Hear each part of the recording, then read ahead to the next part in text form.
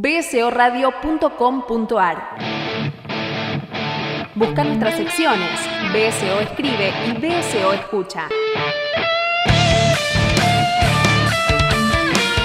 Porque el cine no solo se hace, también se habla, también se escribe y también se escucha. Muchas voces, muchas miradas en una misma web. Encontrás todos nuestros capítulos en www.bsoradio.com.ar o directo en iVoox. BSO, una oferta que jamás podrás rechazar.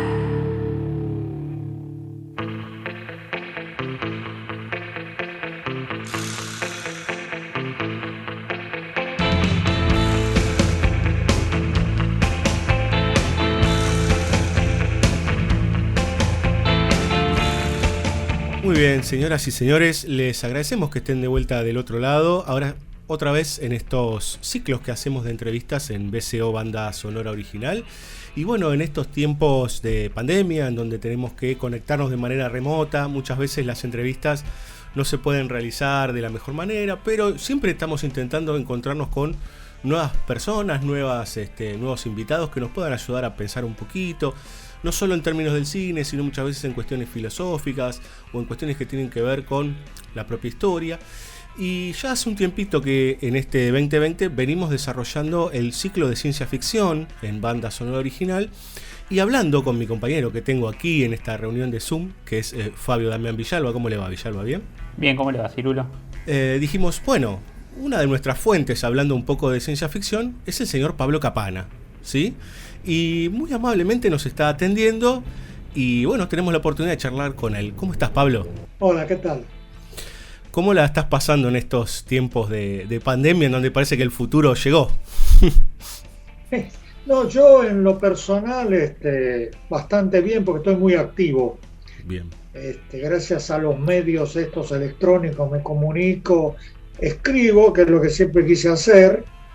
Hasta publico en mi página web, si no hay editores nos arreglamos con eso y en fin, no estoy especialmente angustiado, sobre todo porque no le tocó a ningún conocido mío, ¿no? Claro. Bueno, entre varios de los espectros que vos tocas en tus libros y que vas desarrollando cuestiones que... Bueno, vos has estudiado filosofía originalmente y después te fuiste desarrollando en la escritura, en el periodismo y demás, pero hay algo, creo que por lo general unos cuantos te molestamos, que es por cómo vos has abordado la ciencia ficción, digamos, ¿no? Desde el 66 para acá. Y realmente no podemos escapar a la pregunta, digamos, desde tu mirada y desde toda tu investigación, ¿dónde vos encontrás los primeros orígenes, si es que hay un primer origen o hay varios, de lo que entendemos como género de ciencia ficción? Nosotros en principio lo abordamos desde el lugar del cine, pero entendemos que hay toda una base literaria que también se sostiene dentro de esa tradición. Claro, hay una fecha oficial de inicio del género que es 1926, cuando Hugo Gernsback publica la primera revista que se llama,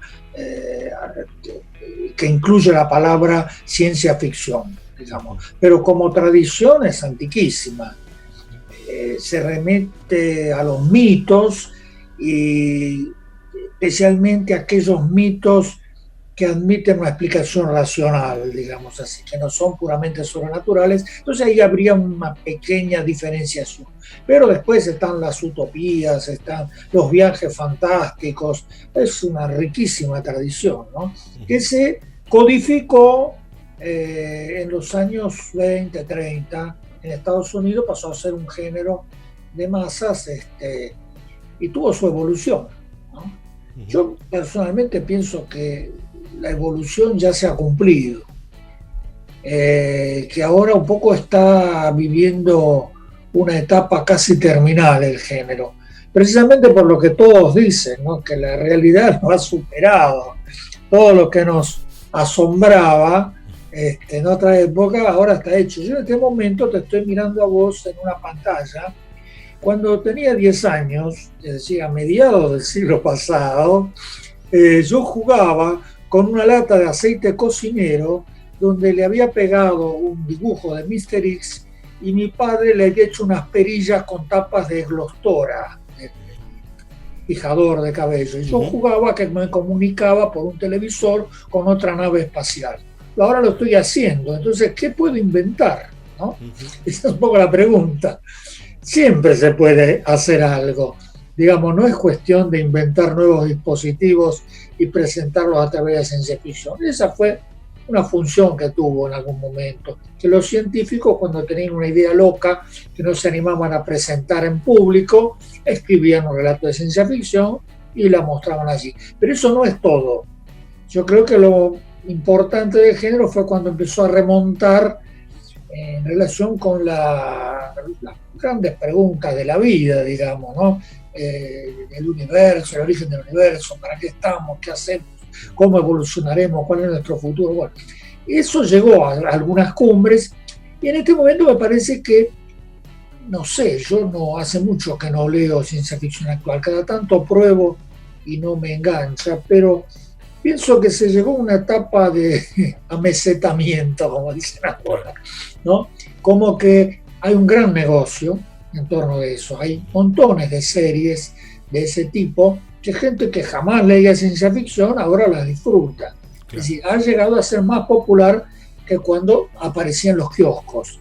Pero así todo creo que es un poco dar vueltas siempre sobre lo mismo. No hay una gran creatividad, como no hay en otras partes tampoco. Claro, ¿te parece que por ahí toda esta cuestión alrededor de la nostalgia que se habla desde hace unos cuantos años, sobre todo con determinadas series o producciones audiovisuales que se alimentan, tiene que ver un poco con esto de dejar de mirar el futuro?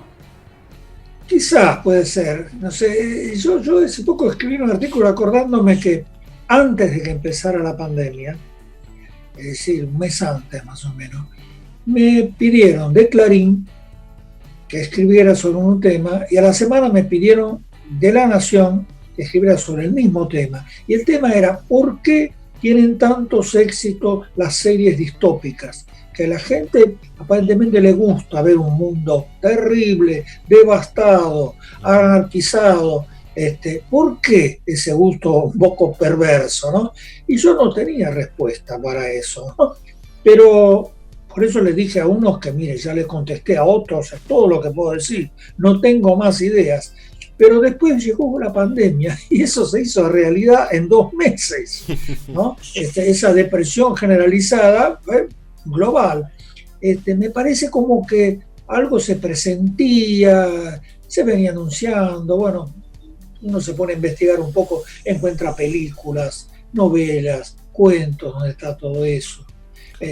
Yo me rescaté una novela del año 60 y algo, que se llama La Tierra Permanece, que empieza con un epígrafe tomado de una revista de ingeniería química, nada que ver, no es un autor conocido, donde el ingeniero que escribe ahí dice: ahora con las comunicaciones modernas, los virus viajan en avión.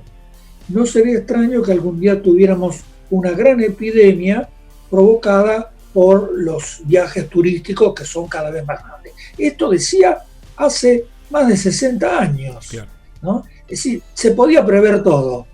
Y de algún modo la ciencia ficción habrá servido quizás para plantear esa posibilidad, para prevenirla, no sé, no estoy seguro, pero esas ideas se fueron barajando dentro del género. Hablabas de la anticipación, digamos, y en ese sentido me remonto a lo que es la revolución industrial, digamos. Digo, cuando aparece ese cambio tan radical, digamos, en la estructura mundial, digamos, ¿no? Sobre todo en ese origen que es en Inglaterra o en los países sajones y parte de Europa, hay una mirada de, bueno, ¿esto hasta dónde puede llegar? Digo, la idea de progreso. Eso puede ser uno de los impulsores de la ciencia ficción. Junto con la idea de progreso. Por lo menos la ciencia ficción de la línea que inicia Julio Verne es profundamente optimista. Claro. No hay obstáculos para el hombre, dominaremos el universo. Un poco la línea de Wells es más crítica. Dice, ojo, nos pueden invadir los marcianos, por ejemplo. Claro. O puede haber catástrofes imprevistas. Es una línea más crítica. Pero nace asociado con la revolución industrial, indudablemente, ¿no? Pensemos que, según Brian Aldiss, la primera novela de ciencia ficción moderna, primero lo dijo, después lo desmintió, es Frankenstein, ¿no? Después dijo que había propuesto Frankenstein porque era inglés y quería ganarle a los norteamericanos. Pero en realidad Frankenstein aparece un año después que un fisiólogo hizo un experimento en Cambridge de reanimar un cadáver, que por supuesto salió mal, pero la gente se enloqueció, quisieron romper el teatro. Es decir, nace muy, muy pegado con el progreso científico-tecnológico y con los temores que despierta. Claro. Porque básicamente en la ciencia ficción ese optimismo queda un poco en sombra. Siempre predomina el miedo a la tecnología, ¿no? Claro. Que no deja de ser útil porque prevé abusos, prevé hechos indeseados, ayuda a pensar críticamente las cosas, pero eso es un poco la función que siempre cumplió. Claro, y me preguntaba por esta relación justamente entre la ciencia ficción y la realidad, porque por ejemplo en tu libro vos contás todo lo que tiene que ver con la tecnocracia en la década del 30 y cómo la ficción de una manera como, no sé, como una suerte de telón, Orbis Tertius, fue ocupando lugares en la realidad. Claro, de la tecnocracia es notable porque está íntimamente ligado con los primeros grupos de fans de ciencia ficción. Bradbury, cuando estaba en la escuela secundaria, vendía el diario de los tecnócratas, que era un partido político en Estados Unidos. Y si uno piensa que los tecnócratas inventaron el supermercado y la tarjeta de crédito, dice, caramba, algo tiene que ver con nosotros, ¿no? No se dedicaron tanto a la tecnología electrónica, pero tuvieron dos ideas que pegaron fuerte. Era una tarjeta optimista la que habían inventado, porque la idea de ellos era dividir el Producto Bruto del país por la cantidad de habitantes. Entonces a cada uno le tocaba una parte y podía gastar hasta ahí. Si al país le iba mal, todo el mundo ajustaba el cinturón. Si al país le iba bien, prosperábamos todos. No fue exactamente así. No, claro. Claro. Y en ese sentido vos hablabas de esos primeros tecnócratas a principios de siglo y demás. Pero claro, Hugo Gernsback, que fundó la primera revista de ciencia ficción, era un dirigente del Partido Tecnócrata, que nació después de la crisis, la gran crisis económica del 29. Apareció alguien que dijo que tenía la solución, que era una serie de propuestas, y fundó ese movimiento tecnocrático, que después cayó en el olvido porque en algún momento aplaudieron a Hitler, entonces ya dejaron de tener publicidad y se disolvieron, ¿no? Todavía tienen una página en internet, pero es un partido más, digamos, no es una ideología dominante. Lo que pasa es que es una ideología que fue asimilada por todo el mundo.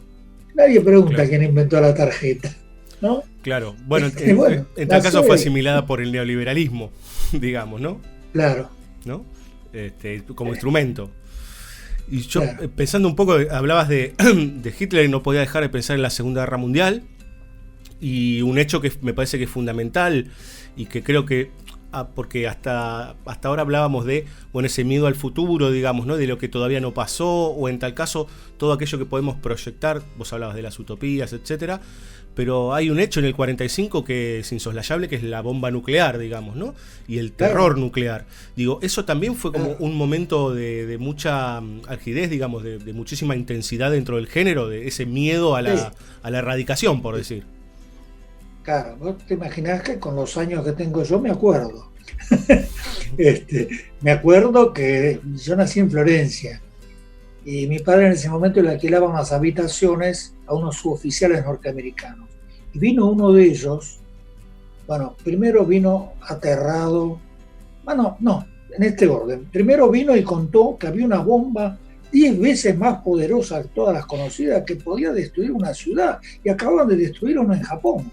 Dice, con eso se terminaron todas las guerras. Eso es lo personal, yo tenía 6 años, ¿no? Pero en realidad la explosión nuclear, la energía nuclear, hubo que hacer toda una campaña política, digamos, de comunicación, crear una entidad que se llamara Átomos para la Paz, enseñarle a la gente que eso podía ser una fuente de energía y no un arma de destrucción, porque provocó pánico, ¿no? en el imaginario. Fue la época en que aparecieron una cantidad de novelas y cuentos sobre mutantes. porque existía la fantasía, una fantasía fundada, de que la radioactividad podía provocar mutaciones. Entonces hubo montones de novelas donde aparecían monstruos verdes que eran producto de la bomba atómica y de la radioactividad, y que a veces superaban al hombre en inteligencia, a veces eran monstruos directamente, pero fue todo un temor, una sacudida. Digamos, hasta ese momento la ciencia era la promesa del bienestar. Ahí empezó a ser un peligro. El famoso progreso. Cambió el panorama, sí. Se perdió esa fe ciega en la ciencia, ¿no? Pero claro, el mundo académico no reconocía nada de eso. Yo tuve que sufrir varios disgustos en la Facultad de Filosofía y Letras, y después de 40 años tuve el gusto de ver que se hacían seminarios de ciencia ficción y congresos, y caramba, ¿no? Me acordaba lo que me costó, porque yo ya siendo estudiante me dedicaba a esos temas, y una vez después de haber hecho una monografía que había sido elogiada por la cátedra, en el final me preguntaron, ¿pero eso qué es? Yo había escrito sobre Lovecraft, cuando no lo conocían ni los franceses, porque a Lovecraft después lo promovieron los franceses. ¿Pero eso qué es? Un escritor de ciencia ficción. ¿Qué es la ciencia ficción? Quise explicarle, casi me echan, ¿no? Dijeron, no, eso es una cosa infantil, esto es una universidad seria, no estamos para esa pavada. Después pasaron 20, 30 años, y como eso crecía mucho, bueno, empezaron a tener un interés sociológico, a ver qué será eso que tiene tantos lectores, ¿no? Y se aceptó la ciencia ficción. Entonces se aceptó en cuanto literatura marginal, en cuanto cosa para un público cerrado, no algo que podía aportar a todo el mundo alguna idea, algún nuevo planteo, ¿no? Eso costó mucho que fuera aceptada, y después ya se vulgarizó, ¿no? Se hizo trivial. Todo el mundo sabe quién es Bradbury, todo el mundo sabe quién es Asimov, y a veces se le pone el rótulo ciencia ficción a cosas que ni siquiera pertenecería al género, pero bueno. Pensaba en que a veces la diferencia entre lo fantástico, digamos, y la ciencia ficción, digamos, ¿no? Sí, eso es casi una cuestión bizantina, ponerse a distinguir si es fantástico o ciencia ficción, ya a esta altura no tiene ningún sentido. Como el nombre, porque los límites ya se superaron. Claro, pensaba por ahí en esas primeras novelas de Editorial Minotauro como Soy Leyenda, donde el límite es muy difuso, en realidad, porque son vampiros. Claro. No, incluso hay autores, como alguien que yo seguí mucho, que le dediqué mucho tiempo, que es Philip Dick. No tenía ninguna formación científica, pero tenía una capacidad para inventar palabrotas científicas, que uno dice, caramba, debe ser cierto, porque parece un término científico, ¿no? El más famoso de todos fue Kurt Vonnegut, que inventó el infundibulum cronosinclástico. ¿Qué miércoles será eso? ¿No? Uno dice, debe ser algo de física cuántica que yo no entiendo, ¿no? Bueno, eso es un poco el genio del escritor de ciencia ficción, ¿no? A veces, no diría que está vendiendo gato por liebre, pero está planteando un tema fantástico en términos más o menos científicos, como para convencer a su público. A mí me llamó mucho la atención hace poco una serie que me recomendaron, Los Cuentos del Loop, una serie por televisión, ¿no? Porque ahí es todo fantástico. Ocurren cosas inexplicables, pero todo tiene su origen en la tecnología. Es decir, podría ser Harry Potter, pero no, es producto de un grupo de científicos que trabajan en un subterráneo, nadie sabe bien qué hacen, y cada tanto provocan distorsiones espaciotemporales, cosas así. Me parece raro que ahora la ciencia pasó a ser el origen de la magia, ¿no? Porque refleja un poco la actitud que tenemos todos. Claro. A todos nos sigue sorprendiendo cómo las cosas funcionan. Yo tenía un colega en la Universidad Tecnológica, ingeniero electrónico, profesor de la universidad, que un día en confianza, hace años, me dijo, Pablo, yo en esto de los celulares no entiendo nada. Para mí el celular es magia. Y era ingeniero electrónico, ¿no? Pero claro, se sentía superado, porque Encima, todos los días sale un programa nuevo, todos los días sale un dispositivo nuevo. Uno cuando termina de aprender uno ya es obsoleto, ¿no? Es un cambio tecnológico importante, que entre paréntesis, la pandemia lo está acelerando, ¿no? Claro. Porque uno pensaba, bueno, tendría que usar tal programa, ahora se ve obligado a usarlo. Entonces, el cambio que podía llevar 10, 15 años hasta que todo el mundo se adaptara, ahora hay que hacerlo en una semana. Entonces tocamos todos un poco de oído, ¿no? Claro. Porque para cada cosa hay 10 programas distintos y cuál será mejor, uno recurre a un amigo. Es un periodo de cambio tecnológico acelerado y no sabemos qué cambio social va a salir de esto. Es una gran incógnita. Claro, y de alguna manera no pienso también en cómo se vivía una pandemia por ahí hace siglos y cómo se vive hoy, y la idea de la paranoia que surge también, imagino que gracias a la ciencia ficción, de pensar, bueno, ¿no será un virus diseñado?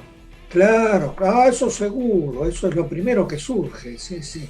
Y las teorías conspirativas son casi todas pseudocientíficas, ¿no? Pasó de moda el microchip que nos iban a poner a todos, hace unos años era eso. Y ahora la pandemia de diseño. Y no sería imposible, digamos, uno lo tiene que manejar como una hipótesis más. Claro. Ahora, si me dicen fue fulano o mengano, bueno, eso ya lo podemos averiguar, ¿no? Claro. Pero que sea algo que se le escapó a un laboratorio, y no sería raro. Han pasado cosas así. Tuvimos Chernobyl, que fue otro momento de impacto. Claro. Después de la bomba del 45, Chernobyl fue mucho más grande, digamos, fue un gran impacto para la generación que lo vivió, porque no se puede confiar en la energía atómica. Claro. Yo recuerdo la primera revista de ciencia ficción que se hizo acá en Argentina, que fue Más Allá, no fue la primera, pero la más importante, donde estaba Westergel. Entonces, le dedicaban un espacio increíble a la energía atómica. Me acuerdo que había un número donde salió los planos de la locomotora atómica. Era un desplegable, en realidad había más vagones que locomotora, pero eso iba a ser la solución del futuro. Todo iba a pasar por la energía atómica. El año 2000 nos iba a encontrar radioactivos. ¿Y qué pasó? Chernobyl nos pinchó todo el proyecto, ¿no? Y ahora más hay que cuidarse de la radioactividad, como hay que cuidarse de los virus. Bueno, es que parece que ciertas miradas apocalípticas parecen estar cerca, digamos, cuando aparecen esos eventos, sí. ¿No? Sí, sí. Y no son increíbles, digamos, no es algo mágico que va a ocurrir de pronto. Claro. Si hay algo que trabaja mucho la ciencia ficción y el fantástico, digamos, es esta idea de el progreso desenfrenado, digamos, ¿no? Y de los peligros de eso. No sé qué pensás con respecto a eso. Sí, sí. Sí, eso está muy, muy incorporado al género, y el género ha hecho bastante para difundirlo eso, ¿no? Uh-huh. ¿Y vos pensás que eso proviene de campos de preocupación que están por fuera de lo que sería el arte en tal caso? ¿O que... digamos como que los escritores tienen cierta sensibilidad para captar cuáles son las cosas que en el fondo les preocupan a la gente, ¿no? O realmente tienen capacidad de anticipación, porque como manejan muchas hipótesis, bueno, de tantas que manejan, alguna puede ser cierta. Claro. Yo no me había enterado hasta que me lo hicieron ver en el curso que vi, que la computadora y la internet estaban publicadas en un cuento de Murray Leinster, un escritor que lo publica 15 días después que se dio a conocer la existencia de la gran computadora ENIAC. Si era un secreto de Estado, la computadora ENIAC había servido para la bomba atómica, y por fin el gobierno de Estados Unidos anuncia que tiene una máquina calculadora impresionante. Es decir, hacía lo mismo que hoy hace un celular, ¿no? Pero era impresionante. Y este señor lo había publicado 15 días antes. Es un aparatito que tiene la gente en su casa, se comunican, pueden bajar información. Los chicos bajan rituales de tribus salvajes que aparecen las mujeres desnudas. Ya está todo. Toda la internet está ahí en un cuento del 46, ¿no? Bueno, ese no tenía formación científica. había trabajado en un grupo de gente convocada durante la guerra para proyectos de gran alcance, pero él no era científico, pero se le ocurrió pensar, si hubiera una comunicación universal, ¿para qué sería usada? ¿No? Y le acertó plenamente. Y en general no se lo reconoce mucho. Incluso influyó para que eso se hiciera, porque él trabajó en una época cerca de Vannevar Bush, que fue el que creó el sistema de investigación moderno y que tuvo la primera idea de una computadora personal. Y parece ser que circulaban algunos borradores. Este hombre, basándose en esa idea, dijo, bueno, ¿qué sería si cada uno la tuviera en su casa? ¿Cómo reaccionaría la gente, no? Aparecen hasta los tutoriales, es increíble. El cuento es irónico, medio policial. Es un tipo que quiere matar a la mujer, entonces pone el buscador, 1946, y dice, ¿cómo puedo asesinar a mi mujer? Entonces el programa le pregunta, ¿rubia o morocha? Porque hay venenos para rubia. Es terrible, la sátira, digamos, vista a la distancia. Dice, claro, caramba, este hombre vio algo de la realidad, ¿no? Claro. Y no era pretencioso, ¿no? Escribía una novelita de esas por mes, un escritor del montón, no era un gran estilista, muy querido, con un hombre que empezó en 1911 y siguió ganando premios hasta 1980, ¿no? Notable, pero era un tipo del montón, digamos. Pero eso es el trabajo de la ciencia ficción. Ha sembrado tantas ideas que algunas brotaron. Claro. No, generalmente no las mejores. Claro, y en relación a esto último que decías, hay como una sensación de que los primeros relatos de ciencia ficción importan más por la idea que por el relato en sí o por la construcción de la literatura.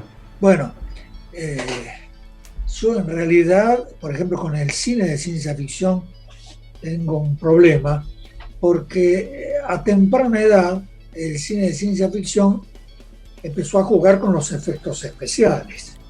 Efectos que en una época dejaban lugar a la imaginación.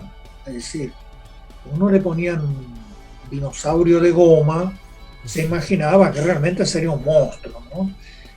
O se imaginaba una ciudad que sucumbe a la catástrofe. Bueno, es una maqueta.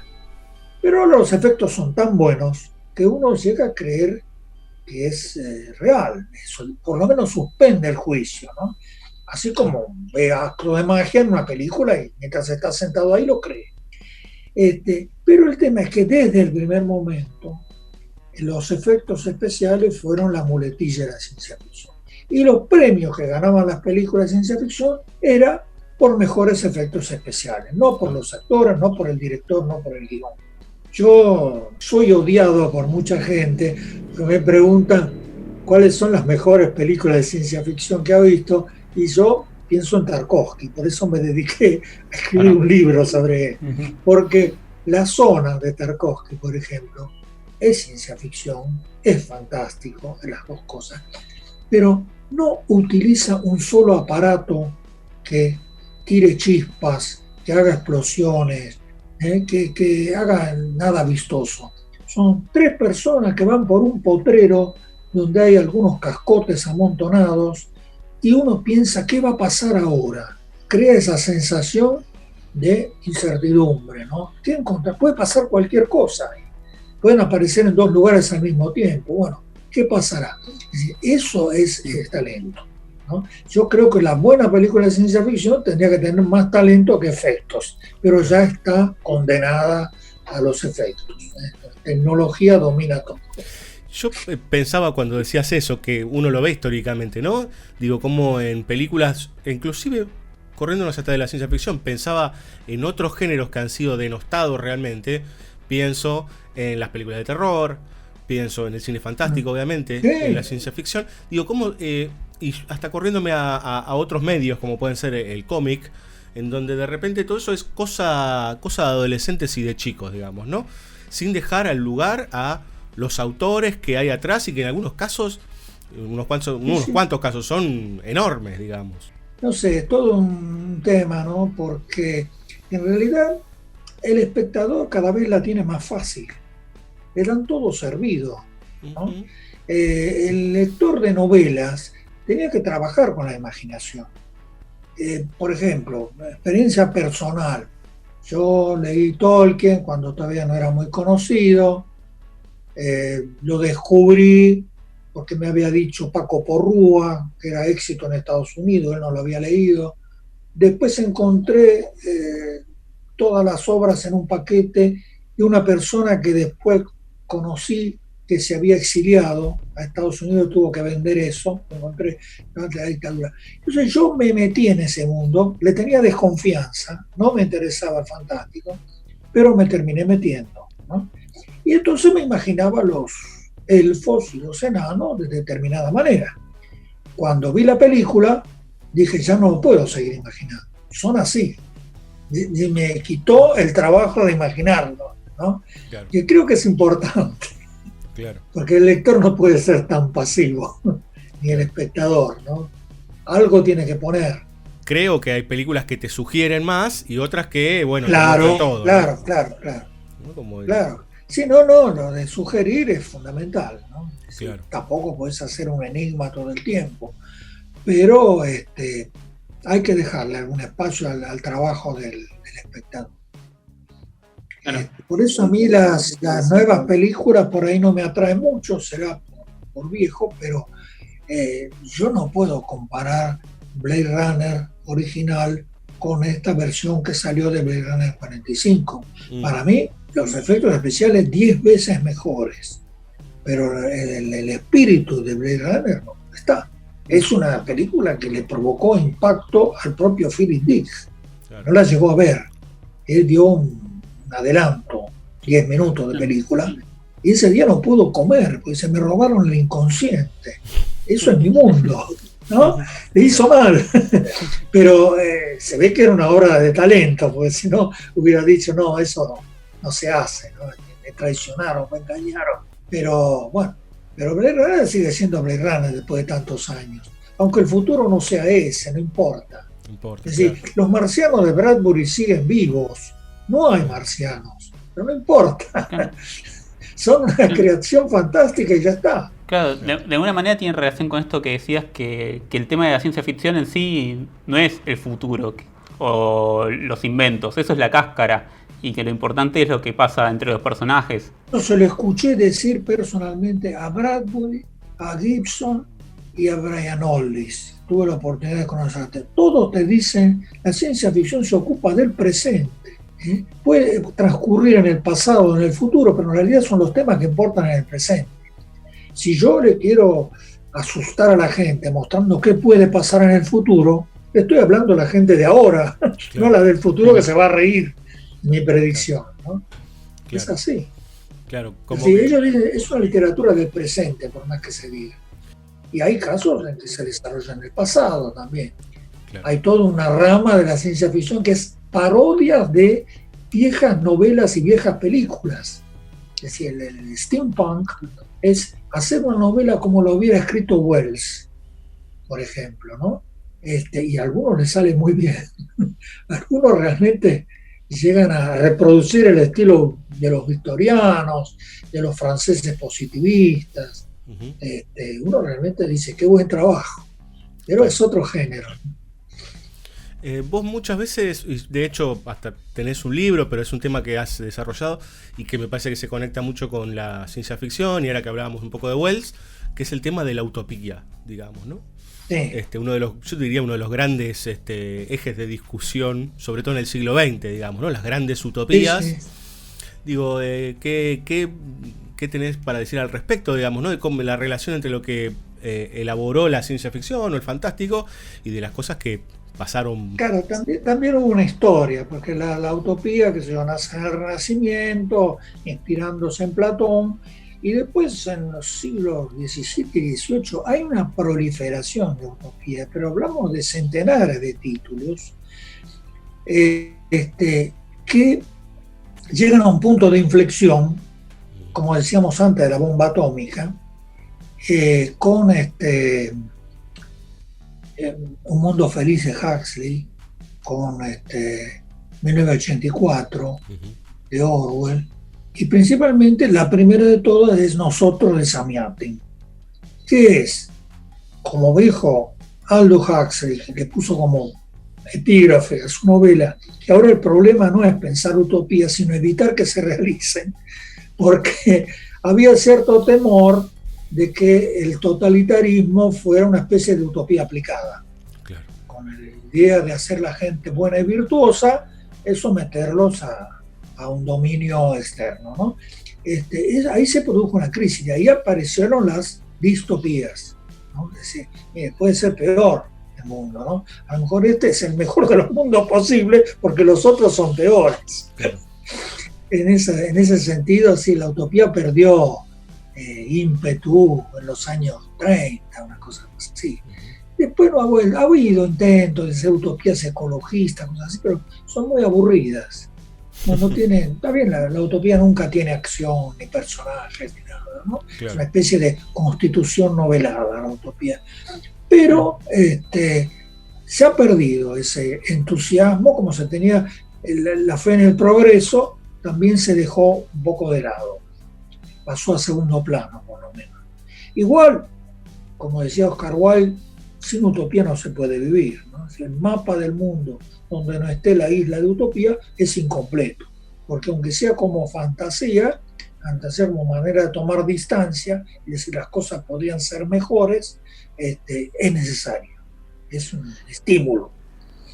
Eso de Wilde también me recuerda que en los 60s Mircea Eliade decía esta cuestión alrededor de que estamos viviendo como la primera generación que no cree en algo sagrado o en algo futuro de una vida mejor y que es el hombre que piensa que hace la historia por ser hombre y ya.